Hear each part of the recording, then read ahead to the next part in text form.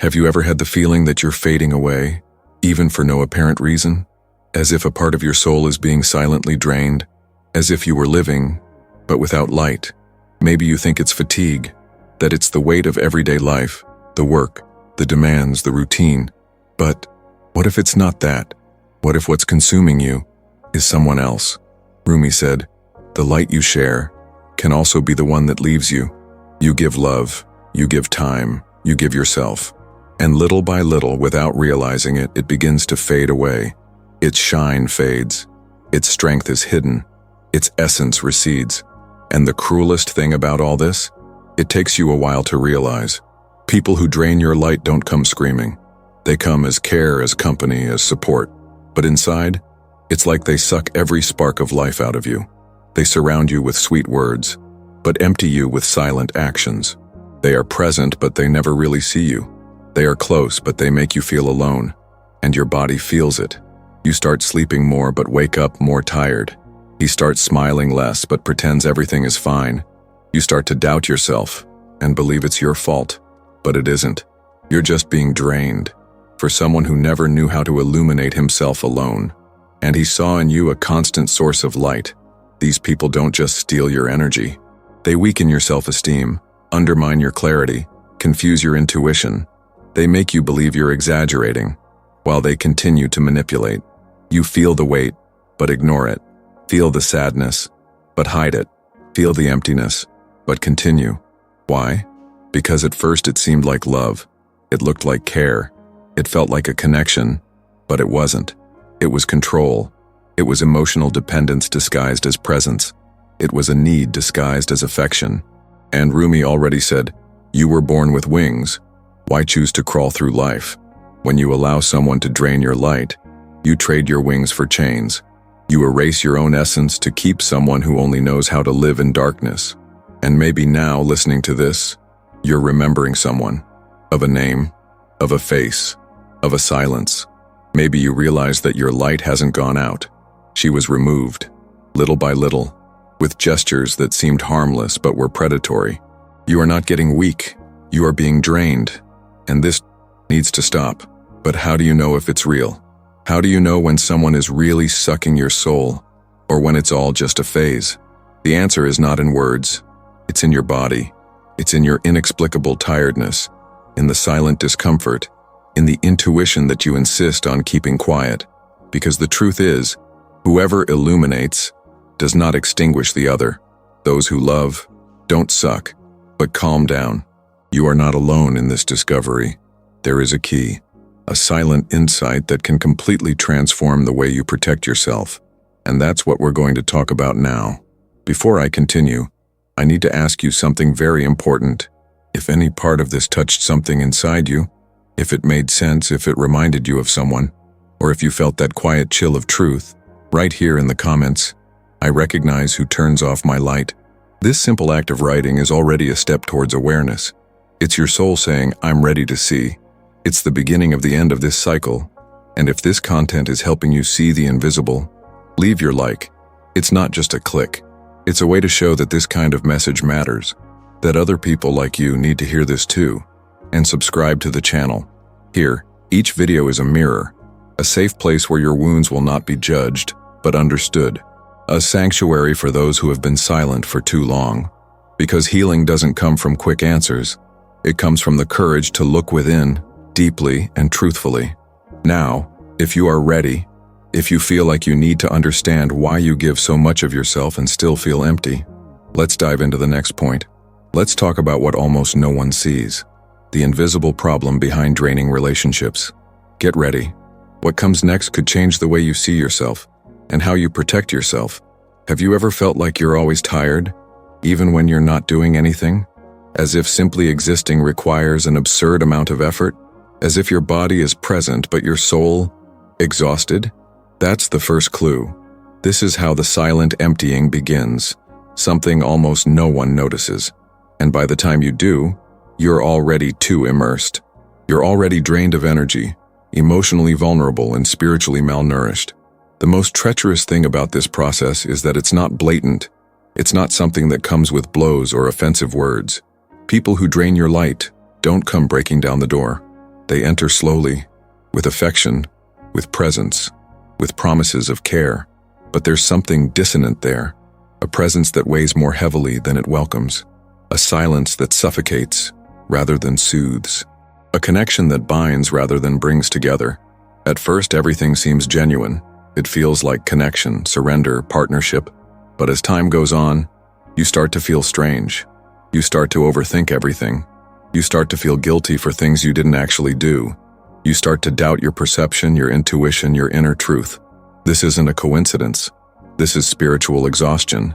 You wonder if you're overreacting, if you're seeing problems where none exist. But that's not it. The truth is your soul is trying to warn you, and you've learned to silence that voice in the name of peace, in the name of love, in the name of someone. How many times have you felt the need to walk away, but stayed? How many times have you kept quiet to maintain harmony, even though you felt an unease growing inside? This is the invisible problem. It masquerades as care, but it's manipulation. It masquerades as companionship, but it's invasion. There are people who consciously or not use your energy as fuel. They don't want to see you grow, they want to keep you accessible. They want you to always be available, always understandable, always offering more than you have. And when you can no longer sustain this one-sided flow, they make you feel guilty. They accuse you of changing, of distancing yourself, of being selfish. But the truth is, you're just trying to survive. You're trying to breathe. You're trying to reclaim a light that you didn't even realize was slowly being drained away. And this often happens within relationships that everyone sees as good. Family relationships, romantic relationships, old friendships. Precisely because these are relationships where affection is present, it takes you a while to recognize the drain. The body feels it first. The soul perceives it first. But the rational mind tries to justify it. It tries to understand it. It tries to maintain it. And so you remain. You become nullified. You lose your shine. You forget who you were before that person took up so much space within you. You disconnect from your strength, your essence, your truth. That's why so many people live in a constant state of emotional exhaustion, because they're surrounded by relationships where they have to constantly monitor themselves, where they can't simply be, where love has become a bargaining chip, where presence has become an obligation. And all of this is consuming. All of this is hurtful. All of this is tiring. Rumi said, "You are not sad for what you lost, but for what you allowed to stay too long." This is one of the most simultaneously painful and liberating quotes, because it reveals that pain lies not only in absence but in excess surrender, in excess understanding, in excess permanence. And this excess exhausts you. You begin to forget the sound of your own inner voice. You begin to live for others, molding your emotions to fit someone else's expectations. And the more you mold yourself, the more you lose the original shape of your soul. The harder it becomes to remember who you were before the drain began. This emotional exhaustion manifests itself in subtle ways. Insomnia for no apparent reason, apathy toward things that once excited you, a pent-up cry deep in your chest, a constant fear of making a mistake, of upsetting someone, of disappointing them. All of this reflects an overburdened soul, crying out for help. And that's why we need to talk about it. Because until you name it, you can't heal. Until you acknowledge that you're being drained, you continue to believe the problem is within you. And it isn't. The problem is that you've learned to remain silent to maintain connections that are no longer genuine, that no longer nourish, that no longer illuminate. And perhaps now, listening to all this, something inside you is stirring. Perhaps a memory has surfaced, a look, a word, an old discomfort. This is your soul trying to remember who it is, trying to reclaim the space it gave up, trying to rekindle a light that has slowly been fading. But calm down. There's still time. Your light is still there, just hidden beneath layers of silence, fear, and compromise. And in the next few minutes, we'll unearth that light. We'll bring to light everything you've put off, because healing begins with recognition. And you've just taken that first step now. If you felt this way in any way, write in the comments. Now I see what I couldn't see. Your voice matters. Your awareness transforms. And maybe, just maybe, this is the moment your soul begins to return home. Now that you've begun to see what was previously invisible, we need to delve deeper. Because there's an even deeper layer behind the fatigue, the confusion, the exhaustion, a layer that can't be explained by logic or traditional psychology alone. This is where we get to the spiritual root of the pain. This is where the soul begins to speak. And if you can listen, everything begins to change. Rumi said, "You are not sad because of what you lost, but because of who you allowed to stay too long." This phrase is a mirror of the wounded soul, because often the pain you feel is not the pain of an absence, but the pain of permanence. The pain of having kept someone by your side who had been no longer good for you for a long time. The pain of having silenced your intuition in the name of a hope that never came true. This is where the emotional wound becomes a spiritual wound. When you allow another person to inhabit you more than you inhabit yourself. When you distance yourself from your essence to fit into spaces that aren't yours. When you sacrifice your truth to maintain a connection that only exists on the surface. This is when the soul begins to bleed. The hole this opens isn't just emotional. It's much more than that. It's an existential void, a feeling of loss of self, a silent disconnection from one's own inner source. And this kind of pain isn't healed by distractions. It isn't filled with new relationships, easy advice, or ready-made phrases.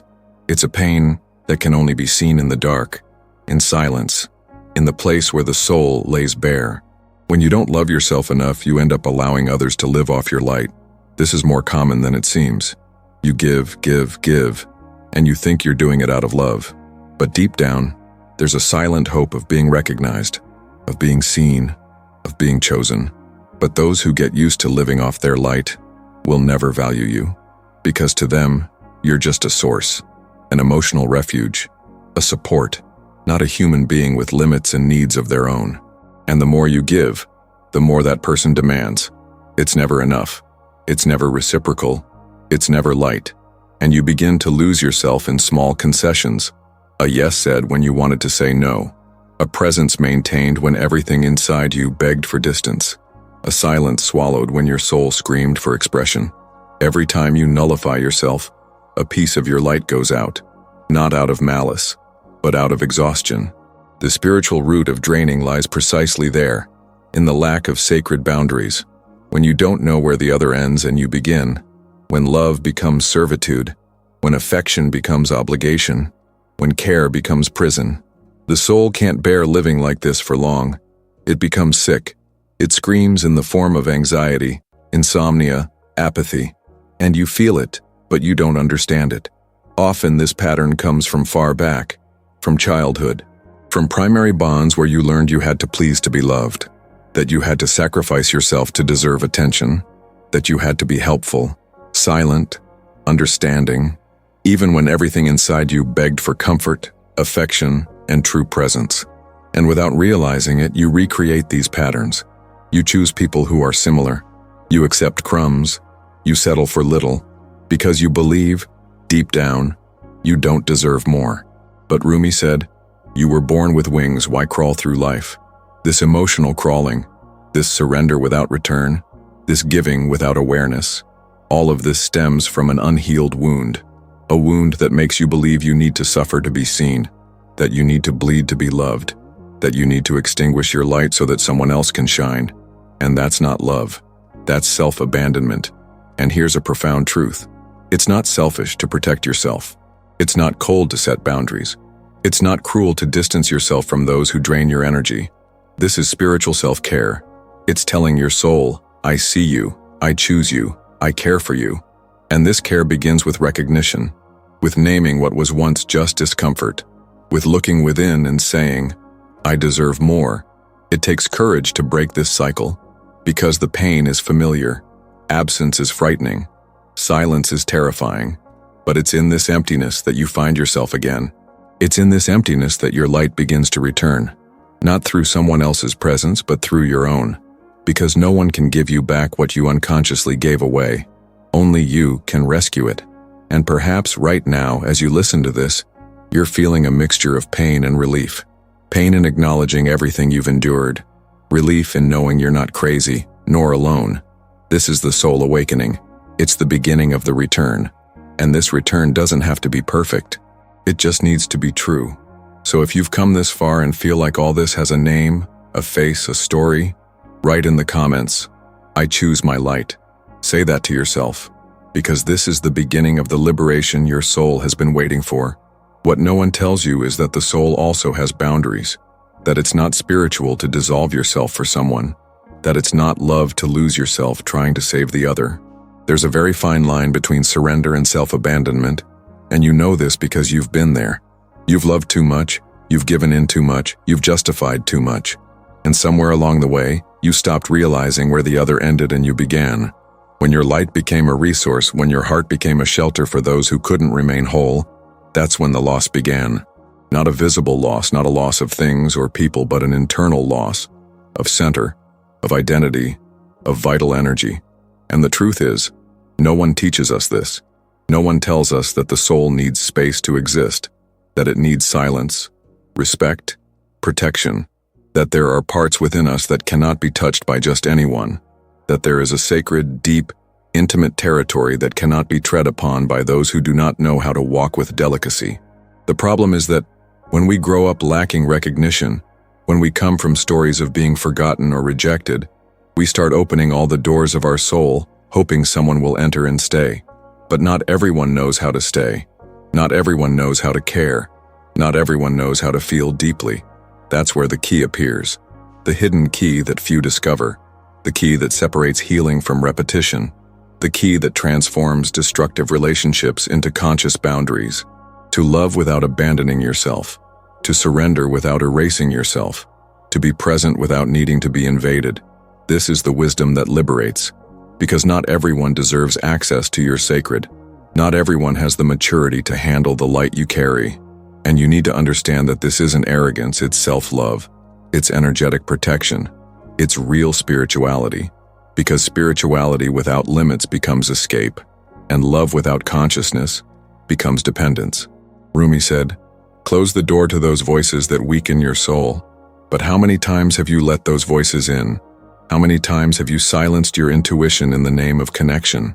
How many times have you kept someone close even when you felt something was wrong? This happens because neediness shouts louder than wisdom, because the desire for connection makes us ignore the soul's call. But it doesn't have to be that way anymore. You can learn to feel in a new way. You can relearn to love in a cleaner, truer, more conscious way. You can reverse the cycle. You can embrace pain without letting it define your choices. You can listen to your intuition without fear of appearing too harsh or insensitive. Because what is truly insensitive is emotionally violating yourself to fit into the heart of someone who only sees you as an extension, as a resource, as a bridge to their own relief.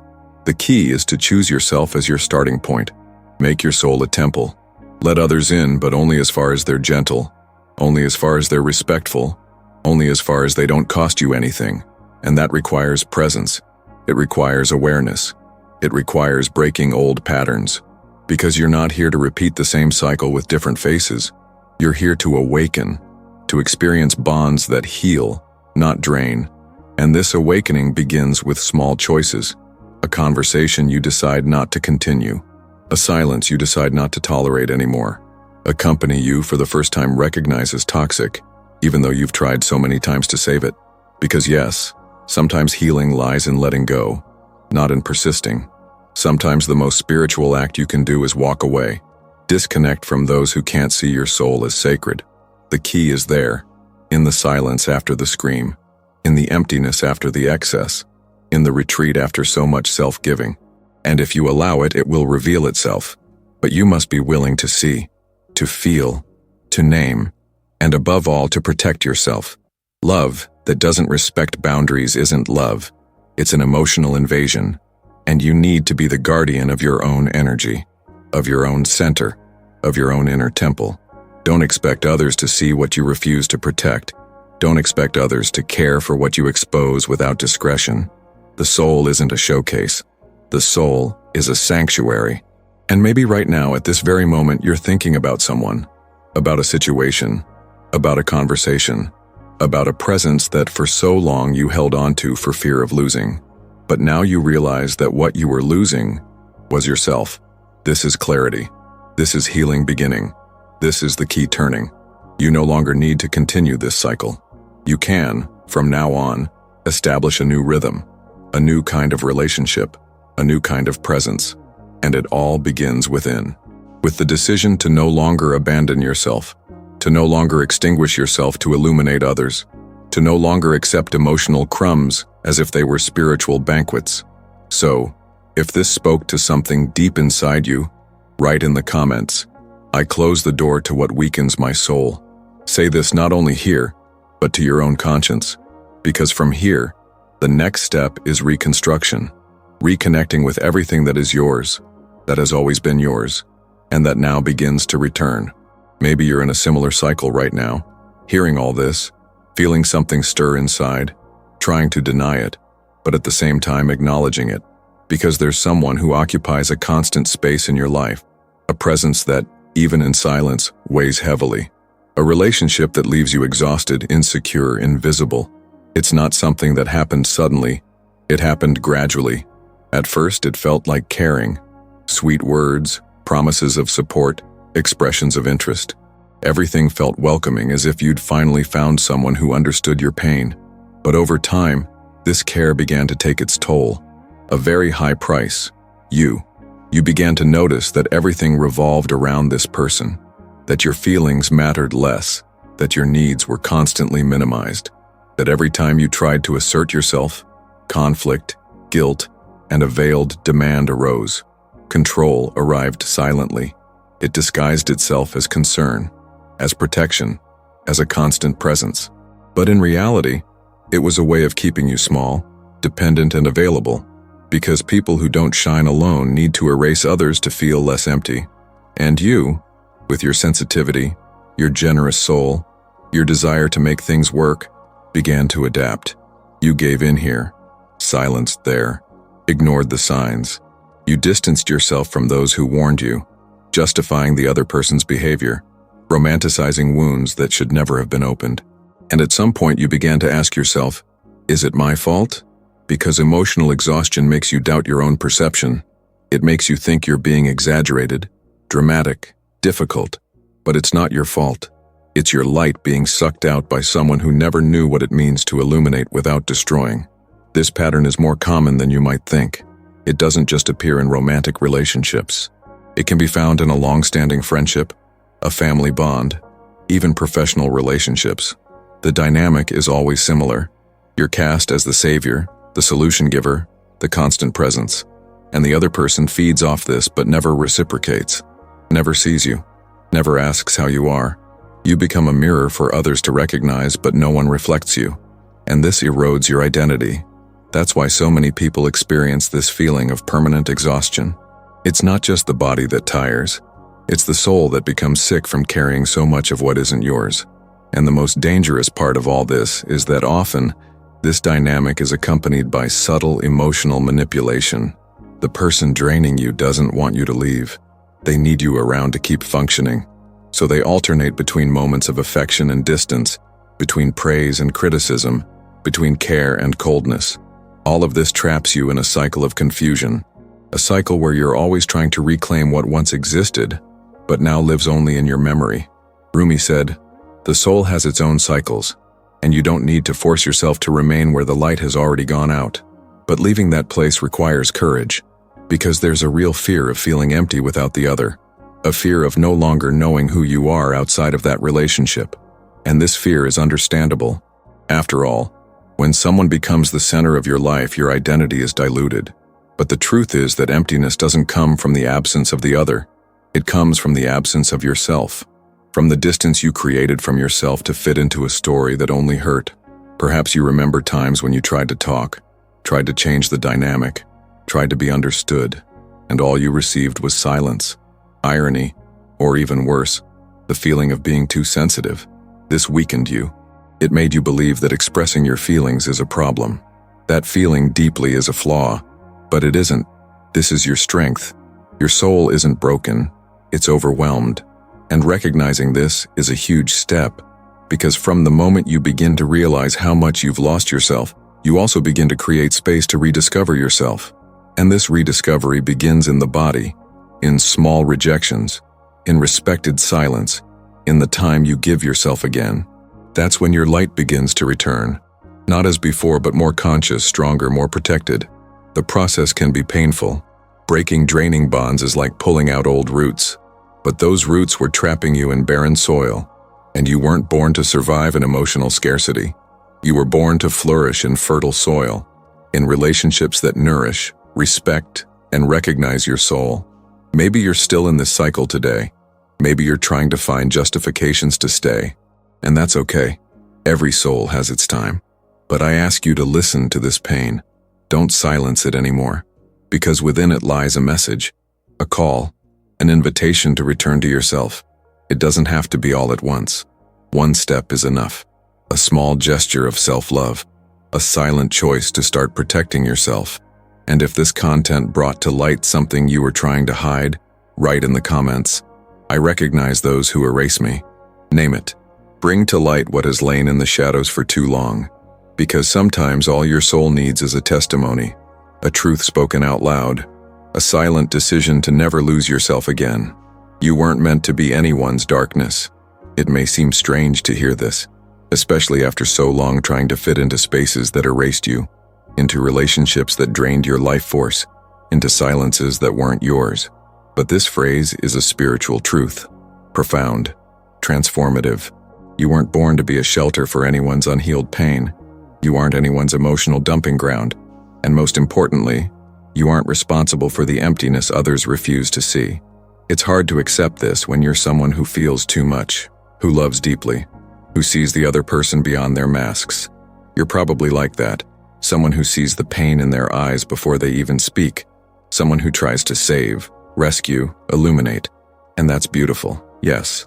It's rare, but it's also dangerous when done without awareness, because in the desire to heal others, you forget to protect yourself, and little by little, you give everything away. Your peace, your energy, your time, your light. Rumi said, "Don't extinguish your flame to warm someone who refuses to light their own." This phrase is a reminder, a sharp cut to the illusion that you can be the sun for someone who chooses to live in the shadows. Because some people don't want light. They want control. They want dependence. They want you to remain around them because it gives them the false sense of being alive. But living by sucking the light from others is not life. It's emotional survival based on spiritual consumption. And you're not here to be consumed. You're here to overflow, to be light with consciousness, to illuminate without being extinguished. And this is the exact turning point of consciousness, realizing that your energy is not infinite, that your soul also has limits, that there are parts of you that were not made to be exposed to the touch of someone who doesn't know how to respect them. This shift doesn't happen suddenly. It comes like a fog that gradually dissipates. First, a discomfort, then clarity, then a choice. You begin to see what you once silently accepted. You begin to question what you once considered normal. You begin to prioritize yourself, even as you tremble inside. This is the soul awakening. It's the return home, inward. And no, it's not easy. Breaking the pattern of always being the one who cares, who gives, who endures takes courage.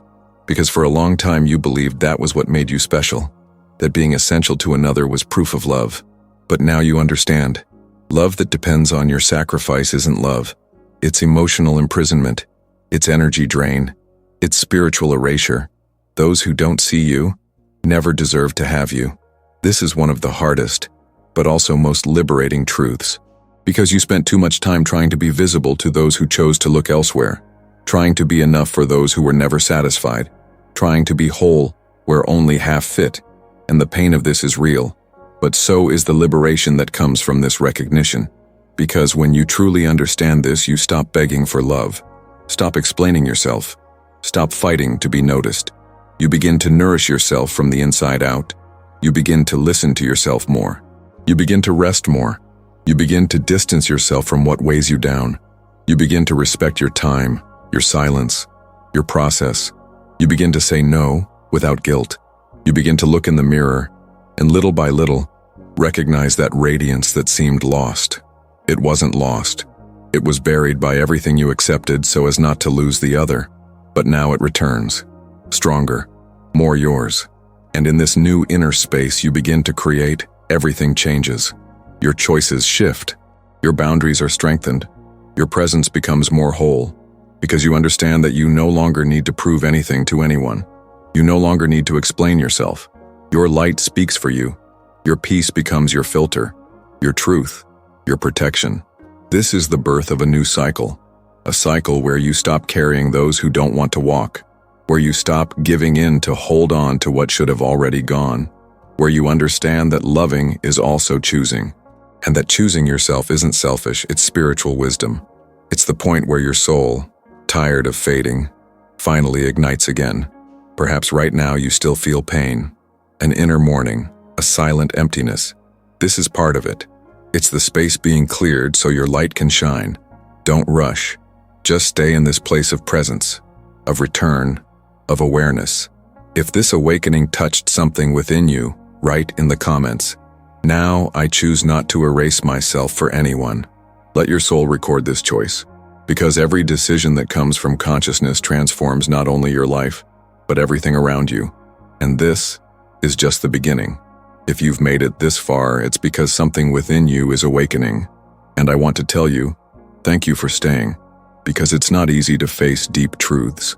It's not simple to delve into where it hurts. But that's precisely where healing begins. The silent liberation, the reconnection with your soul. And if this content welcomed you in any way, subscribe to the channel here. Each video is a key. Each word is a reflection. Each story is a mirror to help you see yourself with more clarity, more compassion, more power. Now leave your like if you felt something change within you today. It may seem small, but it's a gesture that helps this message reach other souls who also need to hear it. Don't stop here. The next video that appears on the screen continues this journey. It takes you even deeper. Click and follow me because your soul knows the way, and it's ready.